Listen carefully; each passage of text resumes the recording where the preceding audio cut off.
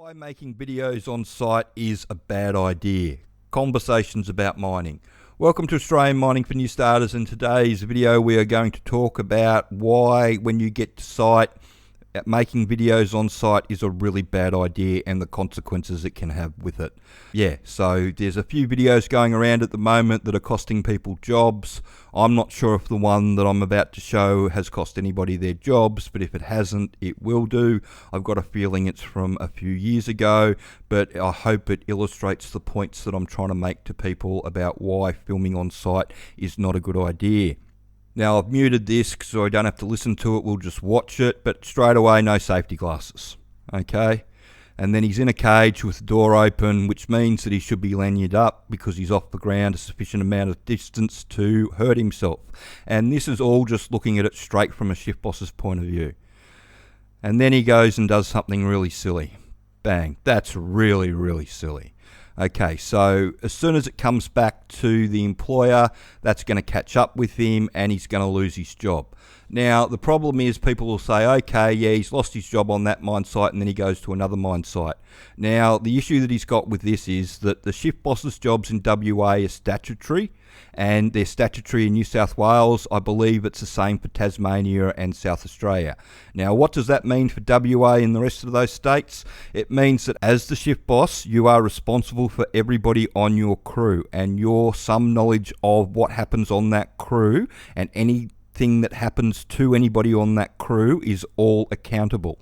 So if this guy lobs up and you get him a job on service crew and he's doing service crew and then all of a sudden somebody shows you this video, you don't have any choice. You've got to be that prick, unfortunately, and shit can the guy because you can't have him on crew, because if he does anything unsafe and you've seen a video of him doing that already and he then goes and does something unsafe and hurts somebody, that'll be you in front of a magistrate going to jail. It's as simple as that. And that's why these videos have got consequences, unfortunately, and that's why in all the inductions it tells you not to take your mobile phone underground, and it always asks you, it always says that you've got to get permission to take any photos or video recordings or anything like that on site, and they're 100% serious about that. And the reason they're so serious about it is that back in the day, early 2008 to 2010, I can remember when YouTube was really starting to come on, all these videos were taken underground of all these guys mucking around. And I'm not talking about the Harlem Shake guys. The Harlem Shake guys were a few years later. I'm talking about the early days, because what happened was that the mines department in Perth had an absolute field day with the companies. They went through all the YouTube videos. They identified everybody and they identified all the breaches that were happening and they went back and fined everybody. And that's why the companies are worried about you guys filming on site, because they don't want to get fined again, because that's what happens. If you put it on video and it goes up there, the mines department's obligated to look at it if you're making a breach. And if they prove that you're making a breach, some of these companies got fined millions of dollars back in the day for all the breaches that happened. So that's why they're so pissed off about people recording on their sites. So don't be one of the guys that's going to do something like this, because you're just going to end up getting yourself into trouble, unfortunately.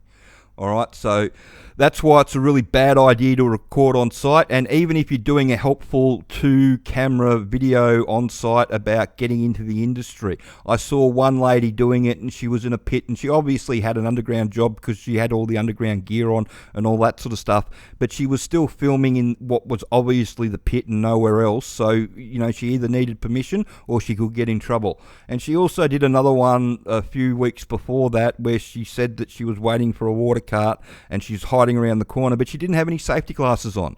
So if she was outside the workshop without any safety glasses on, I mean, that's, technically you can sack somebody for that if you really, really want to. Normally it'd be a written warning, but you can go them for that. And the fact that she's recording on site without permission, that's normally instant dismissal anyway. The only way you can get around shit like that is if you're connected upstairs and you actually know somebody or you're related to somebody that's running the joint. If you're related to somebody that's running the joint, then yeah, it's like anything in life, it's a bit of a field day.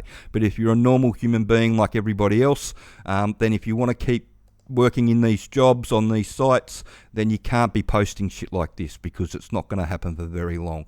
You know, it just is what it is. You give the shift bosses no choice. Once they find out you've done something like that, they can't have you on your crew, because if anything goes wrong, they're the ones that are going to wear it.